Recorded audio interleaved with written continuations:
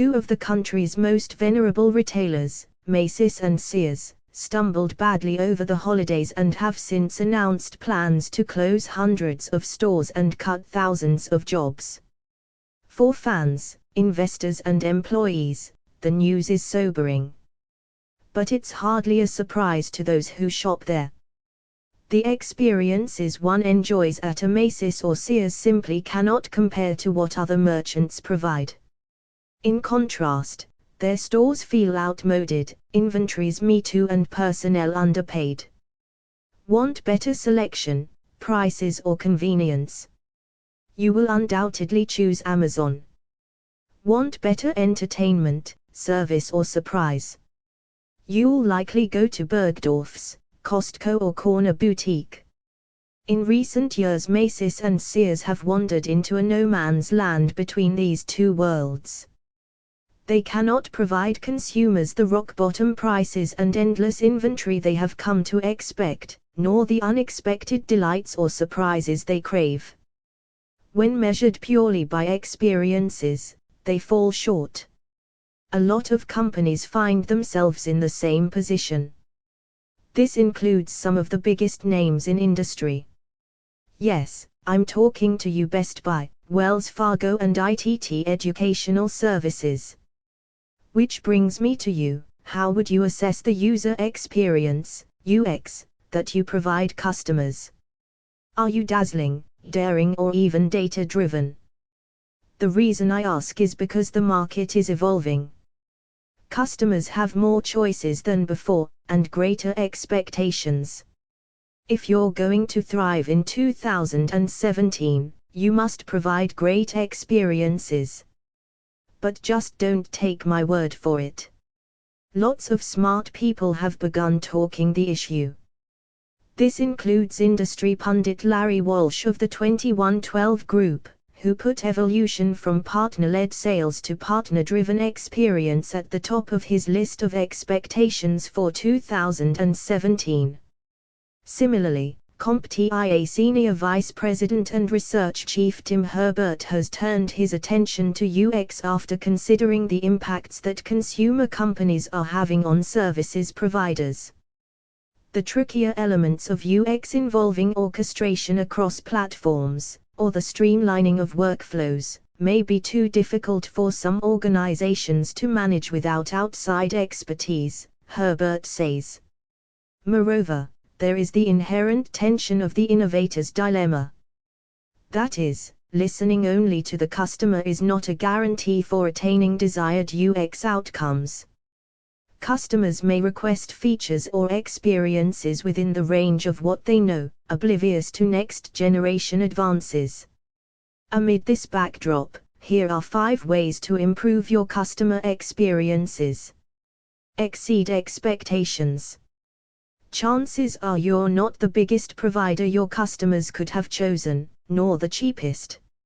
Something other than price or scale drew them to you. But now they have options. Your best bet for holding on to them is to exceed their expectations. How? By creating differentiated experiences. If you're stumped, then borrow a page from Audi, which was stymied by the prospect of growing sales in key metro markets due to high rents and limited warehouse space. Its solution: virtual reality, VR. In crowded London, Audi opened a dazzling showroom in the fraction of space of other manufacturers by leveraging VR. When customers visit Audi's London showroom near Piccadilly Circus, they can take a virtual test drive of almost any car in the Audi lineup. It wasn't investment that overcame Audi's real estate challenge, it was ingenuity. Don't move goalposts. A few years ago, I bumped into Cisco CEO Chuck Robbins at the airport. At the time, he was a senior vice president at the company. Though each of us was a platinum-level customer with one air carrier, neither of us got an upgrade that night. Robbins could give a damn, but I was miffed. Calm down, he said, reminding me that when he flew out of Atlanta every business traveler from Home Depot, Coca-Cola and more was a platinum or diamond level customer. The reminder served me well as I watched the carrier change the terms of its frequent flyer program year after year. With each change, first class seemed to get further away from where I sat. What irked me wasn't the loss of legroom so much as the idea that someone moved the goalposts. One of the hottest companies in online retailing, Birchbox, is learning this lesson as it navigates through a tricky transition from up-and-comer to established giant in beauty. In mid-2016, Birchbox, which provides subscribers a sampling of beauty products for just $10 per month, ditched a reward system that gave customers $5 per month in Birchbox store credit for reviewing samples, according to Racked, a Vox Media website. In imagining a full-size future, Birchbox forgot that Trojan horses are only effective when welcomed in, wrote Tracy E. Roby.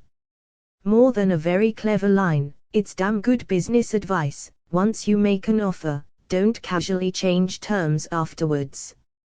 Get aligned internally. Ever bought something online and tried to return it to a local brick-and-mortar store bearing the same name? It's not always easy. Take the retailer Forever 21. Its return policy reads, gift items purchased online through forever21.com on or after November 14, 2016 are valid for return through January 8, 2017 or within 30 days from the ship date, whichever comes later.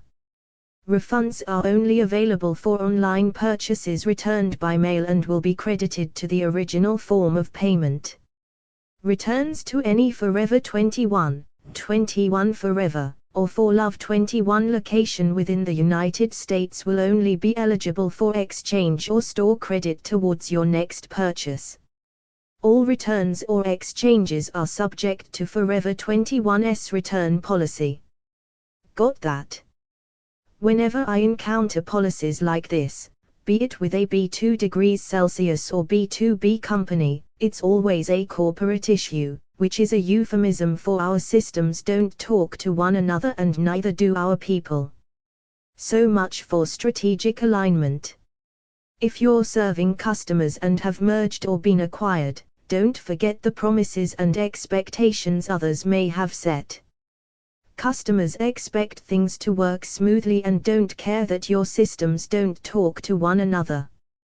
Get aligned and don't allow your ambitions to interfere with your obligations. Make things simple. Everyone remembers the infamous 2014 Comcast customer support call when consumer Ryan Block endured 8 minutes of the worst kind of corporate hell you can imagine while trying to cancel his internet service. Comcast has since made changes to ensure this doesn't happen again. Yet time and again, reports of bad service abound. When Yahoo finally came clean and fessed up to being hacked to the tune of 1 billion accounts, it advised customers to change their passwords. That's tantamount to saying, "Hey, you fix it." Further complicating matters was the sheer complexity of the problem. As security specialist Brian Krebs from Krebso Security points out, what is and isn't a Yahoo account isn't always clear. Thanks to the myriad mergers and business relationships that Yahoo has forged over the years, Krebs wrote in December 2016, you may have a Yahoo account and not realize it. That's because many accounts that are managed through Yahoo don't actually end in yahoo.com. This includes accounts managed by BT, SBC Global, AT&T and Bell South, among others. Can you imagine giving hacked customers such incomplete information or expecting them to figure things out on their own? Before you answer, consider this: have you ever tried to create a service ticket using your own system? If not, give it a whirl. Don't be surprised if you come away understanding what your customers mean when they say it sometimes feels like I am working for you and not the other way around. For some perspective, Check out this hilarious report on programmers who devised the most ridiculous ways to enter a phone number into a form. If nothing else inspires you to reconsider your ease of doing business, this will. Don't be absurd. Half a dozen each. That's how many accounts Wells Fargo expected its salespeople to open for each customer, with or without their consent. Little wonder thus that as many as 2 million authorized accounts were set up fraudulently. The activity ultimately cost the company its CEO, its high share price and its vaunted reputation. Scandalous, decried the LA Times. Ever wonder how these bad ideas get started in the first place? It's bad leadership, the kind that believes or promotes absurd ideas. When eBay got hacked, its first inclination was to bury the disclosure on its corporate site, according to Wired. eBay initially warned its customers about their data's theft in a note on its little-seen corporate website ebay.com, telling them that a cyber attack had compromised a database of names, phone numbers, home addresses, emails and encrypted passwords but not financial information. Wired wrote in eBay demonstrates how not to respond to a huge data breach. What kind of thinking is this? Not good. As a technology services professional, you have been exposed to all kinds of dumb policies and bad thinking. From suppliers, lenders and customers, too. Don't compound the problem by instituting some of the very same absurd ideas that drive you insane. If something feels wrong to you, imagine what it will feel like to your customers. Great customer experiences come from innate creativity and common sense. Good luck as you build some of your own.